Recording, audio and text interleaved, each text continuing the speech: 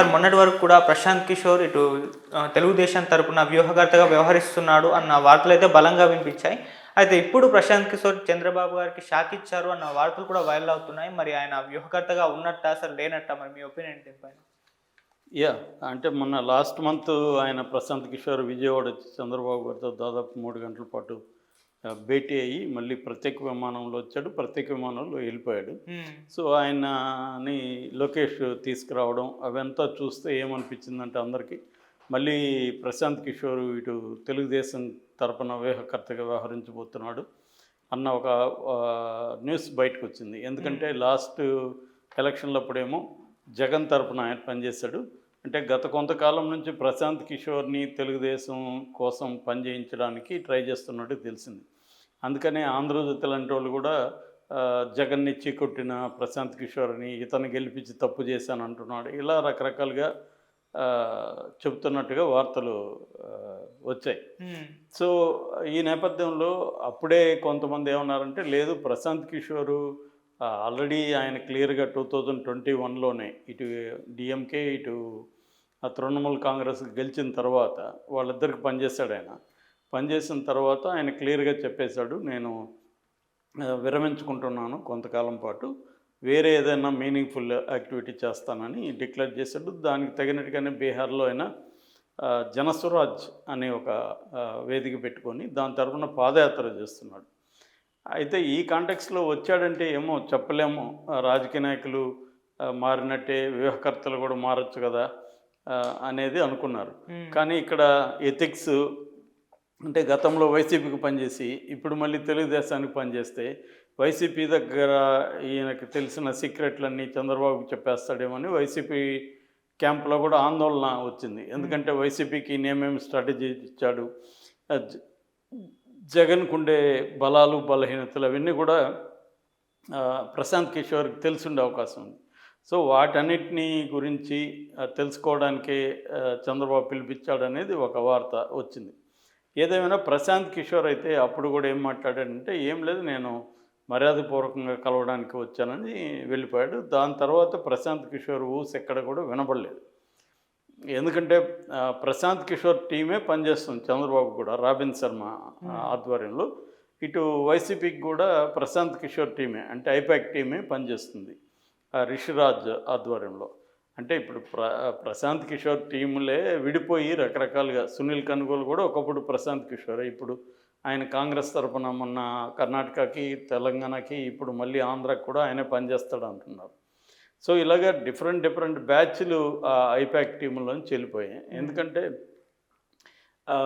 ప్రశాంత్ కిషోరు బీహార్ ఆయన నేటివ్, తను కొంతకాలం యునైటెడ్ నేషన్స్ దీంట్లో పనిచేశాడు, ఐక్యరాజ్య సమితికి సంబంధించిన ఆర్గనైజేషన్స్లో. అప్పుడు వివిధ ఆఫ్రికాలో పనిచేశాడు, హైదరాబాద్లో కూడా పనిచేశాడు.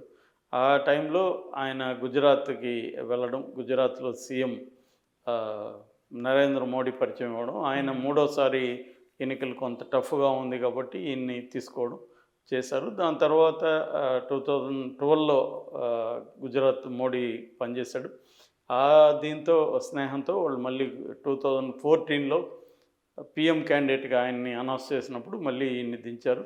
ఈయన అప్పుడు ఏం చేస్తాడంటే బేసిక్గా ఆయన Indian institute of management, Indian institute of technology వీళ్ళందరినీ దీంట్లో చదువుకుంటున్న కుర్రాళ్ళని తీసుకొని ఒక సైంటిఫిక్ అప్రోచ్తో ఎలక్షన్ల స్ట్రాటజీని రూపొందించడం ఇవి చేశారు. మామూలుగా అమెరికాలో ఇలాంటి స్కీమ్స్ నడుస్తుంటాయి, ఇంకొన్ని దేశాల్లో కూడా ఇలాంటి కన్సల్టెంట్స్ ఉన్నారు. ఇండియాలో ఒక రకంగా ఫస్ట్ ఇదే అని చెప్పచ్చు. సిటిజన్స్ ఫర్ అకౌంటబుల్ గవర్నెన్స్ అని సిఏజీ అని ఒకటి స్థాపించి ఈ టీమ్స్ని తీసుకొని చేశాడు. పెద్ద ఎత్తున డబ్బులు కూడా దానికోసం అప్పట్లోనే 300 కోట్ల పైన ఖర్చు పెట్టారని చెప్తారు. సో చాయ్ పే చర్చ కానీ, తర్వాత రన్ ఫర్ యూనిటీ కానీ, 3D ర్యాలీ ఇలాంటివి అనేకం రూపొందించడం. తర్వాత సోషల్ మీడియాను కూడా అప్పటి వరకు ఎవరు ఇలా ఉపయోగించలేదు. సో ప్రశాంత్ కిషోర్ ఉపయోగించాడు అన్నమాట. సో దాంట్లో బీజేపీ ఎంత సక్సెస్ఫుల్గా అధికారంలోకి వచ్చిందో చూసాము.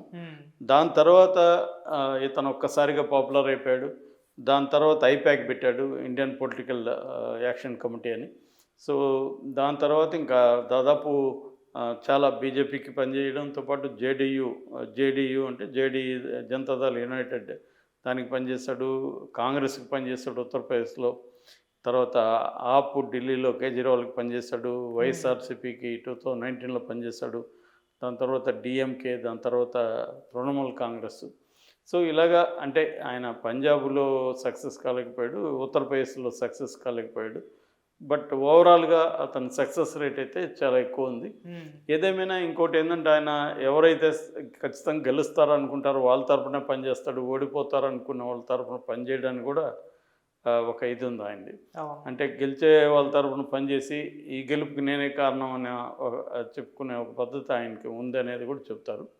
ఏదేమైనా ఆయన కొన్ని ఒక రకంగా ఇండియన్ పాలిటిక్స్లో ఒక కొత్త వ్యూహాల్ని ఎత్తుగడల్ని ఆయన ప్రవేశపెట్టాడు. ముఖ్యంగా ఎలక్షన్ పాలిటిక్స్ అంటారు కదా, ఎలక్షన్ చుట్టూ జరిగే వాటిల్లో ఆయన ఎట్లా ఇమేజ్ పెంచుకోవాలి, ఏంటి వ్యక్తులుగా ఎట్లా పెంచుకోవాలి, పార్టీగా ఎలా పెంచుకోవాలి, ఏ ఇంటర్వ్యూలో ప్రశ్నలు ఎలా ఇది చేయాలి, ఇదంతా ఒక సిస్టమేటిక్గా రావడం. అట్లాగే మాస్ సైకాలజీని స్టడీ చేయడం, దానికి మళ్ళీ టీమ్స్ని పెట్టడం. సో ఈ మాస్ సైకాలజీని ఇన్ఫ్లుయెన్స్ చేయడానికి, మార్చడానికి ఏ రకాలు చేయాలి, సెంటిమెంటల్గా చేయడం, ఒక్కోసారి అగ్రెసివ్గా చేయడం, ఒక్కోసారి పుకార్లు క్రియేట్ చేయడం, సోషల్ మీడియా ద్వారా కొన్ని చేయడం. అలాగే జగన్కి కూడా ఈయన శంకరావం కానీ, అన్న పిలుపు, ప్రజా సంకల్పయాత్ర ఇవన్నీ కూడా ఇతనే రూపొందించాడు అని చెప్తారు.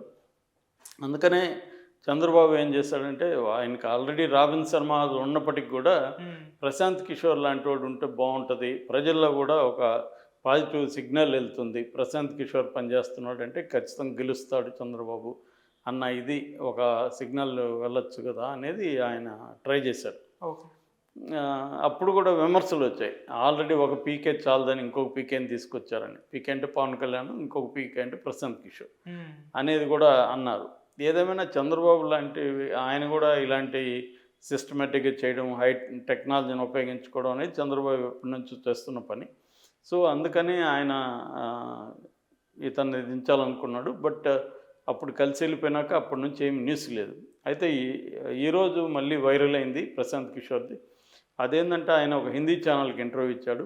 ఆ ఇంటర్వ్యూలో ముఖ్యంగా అంటే జనసురాజ్ యాత్రలో భాగంగా ఆయన ఇంటర్వ్యూ ఇచ్చినప్పుడు ఆయన అడిగారు, ఇటీవల మీరు చంద్రబాబును కలిశారు కదా, ఏంటి మళ్ళీ పనిచేస్తున్నారంటే, లేదు నేను పని చేయట్లేదు, నేను ముందే చెప్పాను కదా, నేను పొలిటికల్ స్ట్రాటజిస్ట్గా పనిచేయను.